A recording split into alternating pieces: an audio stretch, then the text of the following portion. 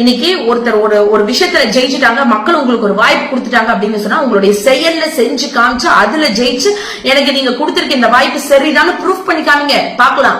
அதை விட்டுட்டு ஒரு மேடை இருக்கு, மைக் இருக்கு, முன்னாடி பாக்குறதுக்கு கொஞ்சம் ஆளுங்க உட்கார்ந்துட்டு இருக்காங்கன்றதுக்காக கொஞ்சம் கூடி, அதாவது நாக்குல கொஞ்சம் கூடி நரம்பு இல்லாம எவ்வளவு கேவலமா எந்த மாதிரி விஷயத்த, அது ஒரு அமைச்சரா இருக்கிறவர் இப்படி பேசலாமா?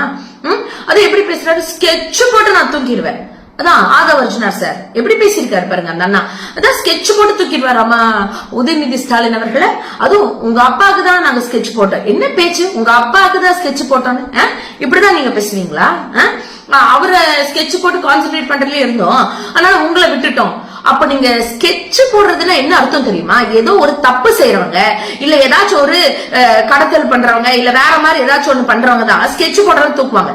மக்கள் கிட்ட வந்து நின்று மக்கள் மூலியமா ஜெயிக்கிறவங்க யாரும் இந்த மாதிரி ஒரு வார்த்தையை பயன்படுத்தவே மாட்டாங்க. ஃபர்ஸ்ட் ஆஃப் ஆல் அப்ப எனக்கு இங்கே டவுட் இருக்கு. நீங்க கொளத்தூர்ல தலைவரை தோக்கடிச்சது வேற ஏதோ பிளான் பண்ணி பின்னாடி வேலை செஞ்சுதான் ஜெயிக்க வச்சீங்களோ? மக்கள் உங்க கூட துணையா? ஏன்னா நீங்க போய் சொன்னீங்கன்னா ஸ்கெட்ச் போட்டுதான் ஒருத்தனை தூக்கணும்னு சொன்னீங்கன்னா எந்த மக்களும் வந்து துணையில நிக்க மாட்டாங்க. அப்ப நீங்க அந்த மாதிரி ஒரு தோரணையில பேசுறீங்கன்னா நீங்க வேற ஏதோ பின்னாடி பண்ணிருக்கீங்க. இது ஒண்ணு.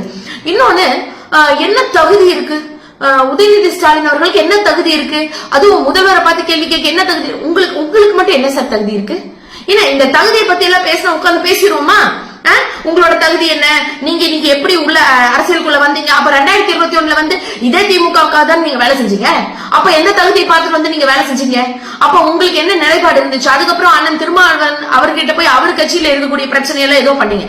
அதுக்கப்புறம் திரும்ப வந்து ஒரு கட்சியை ஆரம்பிச்சு பண்றீங்க. இது போக உங்க குடும்பத்திலேயே நீங்க உங்க மாமியார் அரசியல்ல வந்திருக்காங்க. அவங்க ஒரு கட்சியில போய் சேர்ந்து அந்த கட்சியின் மூலமாக அந்த கட்சி சின்னத்தை வச்சு ஜெயிச்சு இன்னைக்கு அங்க இருக்கக்கூடிய நிறைய எம்எல்ஏ கிட்ட பேசி அது ஏதோ இது கொடுக்குறேன் அதை கொடுக்குறேன் அப்படின்னு சொல்லி இன்னைக்கு உங்க கட்சிக்கு நீங்க வர வைக்கிறீங்களாமே. அப்ப இதுதான் உங்க தகுதியா? அப்ப இதெல்லாம் வாரிசு அரசியல்ல வராதா? இளவரசர் அப்படின்னு சொல்றீங்களே, இப்போ நீங்க உங்க மாமியாரு நீங்க எல்லாரும் சேர்ந்து ஒரு கட்சியில இணைய போறீங்களா? இப்ப உங்க கட்சியில தான் இணைஞ்சிருக்காங்கன்ற பேச்சுக்கெல்லாம் சோசியல் மீடியால வந்துட்டு இருக்கு. அப்ப இது என்ன மாதிரியான வாரிசு சார்? அப்ப நீங்க இதுல இளவரசரா, ராஜாவா, இல்ல துணை ராஜாவா? நீங்க யாரு சார்? அதை முதல்ல சொல்லிடணும். ஆதவர்ஜுனா சார் அதை வந்து விளக்குறையா சொல்லிடணும். அடுத்த கேள்வி நீங்க என்ன கேட்டீங்க? தகுதி. தகுதி, அதுக்கு மேல சாதனை. என்ன சாதனை நீங்க பண்ணிருக்கீங்க அப்படின்னு சொல்லி ஒண்ணும் இல்ல. 2021க்கு முன்னாடி ஸ்போர்ட்ஸ் மினிஸ்டரா யார் இருந்தாங்க? பெருசா அவ்வளவு பெரிய இம்பாக்ட் இருந்துச்சான்னு கேட்டா இல்ல. ஆனா 2021ல இருந்து அது கூட இல்ல, 2021 இல்ல, 2023ல இருந்து 26க்குள்ள கிட்டத்தட்ட அந்த 2.5 to 3 வருஷத்துக்குள்ள இன்னைக்கு தமிழ்நாடுன்னு சொன்னா செஸ்ல நம்பர் 1, கேரம் போர்ட்ல number 1, not only in India, all over வேர்ல்டுல இன்னைக்கு திரும்பி பார்க்கிற அளவுக்கு தமிழ்நாடு உயர்ந்திருக்கு. ஸ்வஷ் கேம்ல நம்பர் 1ல இருக்கும். பேரா ஒலிம்பிக்ல என்ன தெரியுங்களா? அதாவது மாற்றுத்திறனாளி குழந்தைங்க அவங்க எல்லாம் விளையாட முடியுமா, அவங்க எல்லாம் வளர முடியுமான்னு வீட்டுல யோசிச்சுட்டு இருக்கும்போது அந்த குழந்தைங்க இன்னைக்கு வளர்ந்து அதுவும் விளையாட்டு மேம்பாட்டுத்துறையின் மூலமாக நிறைய விஷயங்களை அவங்க கத்துக்கிட்டு இன்னைக்கு துளசிங்கிற பொண்ணு மிகப்பெரிய அளவுல சாதனை பண்ணிட்டு வந்திருக்காங்க. அதை தாண்டி ஜெர்லின்ற அந்த பொண்ணு சார், அந்த பொண்ணுக்கு 2 காது கேட்காது சார், ஆனா அந்த குழந்தை இன்னைக்கு 3 கோல்டு மெடல் அடிச்சுட்டு வந்திருக்காங்க. இதெல்லாம் யாரு சாதனை பண்ணி கொடுத்தா? யாரு செஞ்சாலும் சொல்லி சொல்லுங்க. இன்னைக்கு ஃபார்ம் 4 நடத்தி காமிச்சிருக்கோம். அதை தாண்டி இன்னைக்கு நேஷனல் இன்டர்நேஷனல் ஒலிம்பிக் கேம்ஸ் கூட தமிழ்நாட்டில் நடக்கிற அளவுக்கு இவ்வளவு விஷயத்தை சாதிச்சது ஸ்போர்ட்ஸ் மினிஸ்டரா இருந்த அண்ணன் உதயநிதி ஸ்டாலின் அவர்கள். அவங்களுடைய ஸ்போர்ட்ஸ் கேபிட்டலே தமிழ்நாடு தான் சொல்லக்கூடிய அளவுக்கு இன்னைக்கு தமிழ்நாடு ஸ்போர்ட்ஸ் ஹப்பா மாத்தி விளையாட்டுல சாதிக்கணும்னு நினைச்ச ஒவ்வொரு இளைஞர்களுக்கும் நம்பிக்கை ஊட்டி அவர்களை உயர்த்தியதற்கு பெரும் உறுதுணையாக இருந்தவரும் அண்ணன் உதயநிதி ஸ்டாலின் அவர்கள் தான். இதுக்கு மேல என்ன டைலாக்? எப்பா பார்த்தாலும் ஒரு டைலாக். ரோட்ல இருந்து வந்தோம், நீங்க என்ன மகுடத்துல இருந்து வந்திருக்கீங்க? யாருக்கிட்ட இந்த கதையெல்லாம் வருவீங்க? நீங்க தான் ரோட்லயா சார் இருக்கீங்க? நீங்க தான் ரூட் போட்டு, அதான் ரூட் மாஃபியான் எல்லாம் ஒரு உருவாக்கி இன்னைக்கு ரூட் போட்டு இந்த நாட்டையே எப்படி ஆட்டை போடலாம்னு யோசிச்சுட்டு இருக்கீங்கன்றதா இன்னைக்கு இருக்க நிறைய பேருடைய கேள்வியா இருக்கு. எவ்வளவு மோசமா நீங்க பேசிருக்கீங்க, எவ்வளவு தெரியுமா கஷ்டமா இருக்கு. உண்மையா சொல்றேன். ஆதவர்ஜுனா சார் பேசுனதெல்லாம் விஜய் சாருக்கே தெரியுமா இல்லையான்னு தெரியல. ஒருவேளை அவரு கூட இதை ஏத்துப்பாருன்னு என்னால சொல்ல முடியல. ஏன்னா ஒரு நல்ல ஒரு மாண்புள்ள ஒரு நடிகரா தான் அவரையுமே நாங்க பார்த்திருக்கோம். இன்னைக்கு ஒரு முதலமைச்சரா கூட உட்கார்ந்துருக்காரு. ஆனா அவர் பேசுற மாதிரி சட்டசபையில அவர் பேசியிருப்பாரு, விஜய் சார் எந்திரிச்சு பேசியிருப்பாரு, சிஎம் சார். அதை விட்டுட்டு இவர் சொல்றாரு வந்துட்டு அப்படியே வந்து அண்ணன் கூட என்ன அமைதியா தான் உட்கார சொன்னாரு. இல்லன்னா நான் பயங்கரமா எந்திரிச்சு அந்த தேர்தல் அரசியலை பத்தி எல்லாம் எங்க கிட்ட பேசுறீங்களா? நான் தான் ஃபர்ஸ்ட் கேட்டேன். பிஎஸ்சியை முடிச்சுட்டு வந்திருக்கீங்க, நீங்க பாலிடிக்ஸ்ல பிஎஸ்டியா? உங்களுக்கு என்ன சார் தெரியும் தேர்தல் அரசியல் பத்தி? உங்களுக்கு வந்து மாசா சோசியல் மீடியால எப்படி எல்லாத்தையும் இன்ஃபுளுன்ஸ் பண்ணலாம், இன்னைக்கு இருக்கக்கூடிய இளைஞர்களை எப்படி தன்னுடைய வசப்படுத்தலாம், எப்படி ரீல்ஸ்ல போட்டு எப்படி அவங்க எல்லாம் தன்னோட கஸ்டடி கொண்டு வரலாம், அதைத்தானே பண்ணிட்டு இருந்தீங்க. இதுக்கு முன்னாடி பெரிய பெரிய சேனல்ஸ் இருந்து இன்ஃபுளுன்ஸ் வாங்குறது, யாராச்சும் ஒருத்தர் நிறைய ஃபாலோவர்ஸ் வச்சிருந்தாங்கன்னா அவங்க கிட்ட காசு கொடுத்து அந்த ஃபாலோவர்ஸ் இருக்கிற பேஜ வாங்கிட்டு அந்த பேஜ்ல உங்க போஸ்ட் போட்டு அதை இம்ப்ளிமெண்ட் பண்றது, இந்த மாதிரியான ஷார்ட் ரூட் தானே சார் நீங்க ஃபாலோ பண்ணிட்டு இருந்தீங்க. உங்களுக்கு என்ன சார் தெரியும் தேர்தல் அரசியல் பத்தி? சரி, அப்படியே சிஎம் சார் சரின்னு சொல்றாரு, நீங்க எந்திரிச்சு பேசியிருந்தா என்ன பேசிருப்பீங்க? என்ன பேசிருப்பீங்க அதை சொல்லுங்க. தேர்தல் அரசியல் பத்தி உங்களுக்கு என்ன தெரியும், என்ன பேசிருப்பீங்க சார்? உண்மையா வலிக்குது. நீங்க எல்லாம் ஒரு இடத்துக்கு போயிட்டீங்கன்னா அந்த துறைக்கான வேலைகளை செய்யணும். அதை விட்டுட்டு அங்கேயும் வந்துட்டு நான் ஸ்கெட்ச் போட்டிருப்பேன், நான் தூக்கி இருப்பேன், நான் உங்களுக்கு என்ன தகுதி இருக்கு சார்? இங்க எல்லாருமே தமிழ்நாட்டுல இருக்கக்கூடிய ஒரு குடிமகன்களுக்கும் ஒரு உரிமை இருக்கு, சரிங்களா? அவங்களுக்கு ஓட்டு போற உரிமை எப்படி இருக்கோ அதே மாதிரி ஓட்டு போட்டு உங்களை எல்லாம் நாங்க தான் உட்கார வச்சிருக்கோம். கேள்வி கேட்கறதுக்கான உரிமை எங்களுக்கு இருக்கு. அதை தாண்டி சிஎம் அவர்களுக்கு என்ன உரிமை இருக்கோ அதுக்கு ஈக்குவலான உரிமை எதிர்கட்சி தலைவருக்கு இருக்கு. போய் இந்தியன் கான்ஸ்டிடியூஷனை படிச்சுட்டு வாங்க. அப்போ ஒரு சிஎம் சார் பேசுற அளவுக்கு அவருக்கு என்ன தகுதி, என்ன தராதரம், என்ன உரிமை, என்ன ராயல்டி இருக்கோ அது அத்தனையும் எதிர்கட்சி தலைவருக்கு இருக்கு. ஏன்னா அவங்களையும் மக்கள் ஓட்டு போட்டுதான் சட்டப்பேரவைக்குள்ள அனுப்பிச்சிருக்காங்க. அதாவது மெஜாரிட்டி 150க்கு மேல போய்கிட்டே இருக்கு அப்படின்னாங்களா? அங்க டோட்டல் மெஜாரிட்டியே 144 தான். ஏதோ தடை உத்தரவு வந்த மாதிரி வந்திருக்குது. இதையும் நான் கிண்டல் பண்ணணும்னு சொல்ல, நீங்க சொன்னதுக்காக நான் சொல்றேன்.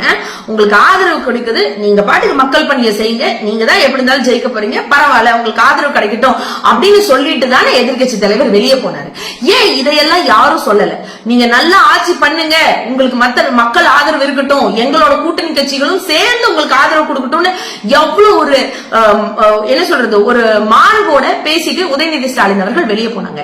நீங்க அதுக்கப்புறம் வந்து அதுவும் அங்க பேசாம பரவாயில்ல சிஎம் சார்னாச்சும் எக்ஸ் வலைதளத்துல போட்டார், நீங்க அதுவும் கூட பண்ணாம அங்க வந்து ஒரு மேடையில் நின்றுட்டு இந்த பேச்சு பேசுறீங்க. அதுக்கு மேல என்ன, நாங்களும் அழுகுறோமா? திமுக காரங்களை பார்த்தா உங்களுக்கு அவ்வளவு இலக்காரமா இருக்கு. உங்களுக்கு இன்னும் தெரியாதுல்ல சார், திமுக காரன் எப்படி வேலை செய்வான்னு. நாங்க 2 சீட்டு ஜெயிச்சும் நின்றுருக்கோம் இல்ல, எங்க கூட இருந்தவங்களே எங்களை விட்டு போகும்போதும் மீண்டும் ஆட்சியை பிடிச்ச வரலாறு திராவிட முன்னேற்ற கழகத்துக்கு இருக்கு, சரிங்களா? மக்கள் அவ்வளவு சீக்கிரம் எங்களை எல்லாம் மறக்கவும் மாட்டாங்க. அந்த அளவுக்கு மக்களுக்குமான எங்களுக்குமான அந்த உறவு நீடிச்சுட்டு தான் இருக்கு. நாங்க இன்னைக்கு போய் திமுக காரன் நீங்க எவ்வளவு அடிக்க, திரும்ப போய் நாங்க மக்கள் கிட்ட தான் நிப்போம். எங்களை பாத்துக்கோங்க, நாங்க உங்ககிட்ட தான் வருவோம்னு மக்களுக்காக அத்தனை நல்ல வேலைகளும் செய்வோம். பார்க்கலாம் சார், இங்க மக்கள் சக்தி ஜெயிக்குதா இல்ல சோசியல் மீடியா ஜெயிக்குதான்னு பார்க்கலாம் சார். அது ஒரு பக்கம் இருக்கட்டும். இன்னொரு விஷயம் நீங்க பேசுனீங்க பாருங்க, என்னால தாங்கவே முடியல. அதாவது உதயநிதி ஸ்டாலின் அவர்களுக்கு என்ன முதலமைச்சருடைய அந்த பேர், அதாவது எம்.கே. ஸ்டாலின் சாரோட பேரும் கலைஞர் அவர்களுடைய பேரும் இருந்தனால மட்டும்தான் அவர் ஜெயிச்சாராம். அதையெல்லாம் தூக்கி போட்டுட்டு வந்து நின்னா அங்க ஜெயிக்க முடியாதான். அப்படியா?